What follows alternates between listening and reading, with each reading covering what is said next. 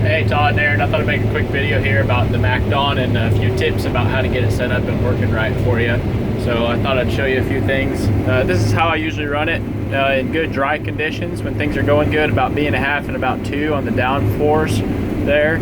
And that seems to make it ride really good and cut really good. You can see it does a pretty good job here and on both sides. It floats the ground really nice like that. In the mornings and in the afternoons or in the evenings when things get a little bit tough, sometimes what I'll do is I'll take this to more like C1/2, and I'll run that on manual instead of the automatic height or automatic float control. And when you do that, if you just really watch right here and you watch right over here, and you make sure that you're still cutting good and you're not missing any soybeans, and then you manually raise and lower your header using your thumb control here, that works pretty well. And you can run in tougher conditions. If you try and run it like this in tough conditions when the ground's a little bit damp, it'll want to push, and you'll notice that it'll start leaving skid marks right back there on both sides. And typically it's like right in there is where you're going to be looking at it. And sometimes in the middle it'll do it. You just have to really watch it. But that's how I kind of combat that whenever I'm in tough conditions in the beginning in the morning, and then in the evening when I'm finishing up. I typically run the reel. You can see that number 9 right there. There's a numbering system. I typically run it almost all the way back and up as high as I can. I typically run it to where the cams that hold the reel on there are just touching the top of the beans, to where the fingers are just fingering into the beans and just flicking them down in there. And you can notice when you get it too far down in there, it'll start to bunch up those as they come in. They won't flow in real nice. You'll be able to notice it.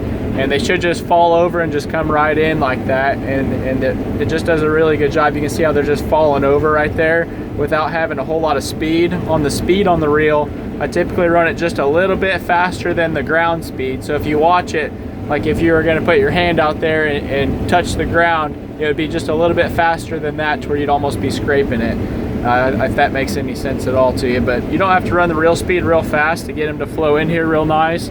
And another thing to watch on your monitor, when you're running your monitor, I like to watch the engine load right there. And I don't take the engine load over 90%. If you start going over 90% and you bring in some stuff like this green stuff up here, and then your engine load will go up over 100, and you can go up to about 100 to 115 without it slugging. But you get over 115 and it'll want to slug on you when you get up to about 120%. So if you're running at 90 and you throw in a wad of stuff, it'll eat it and it'll push it through and keep you going. You can slow down. But if you got higher than that, it won't. It'll slug your machine.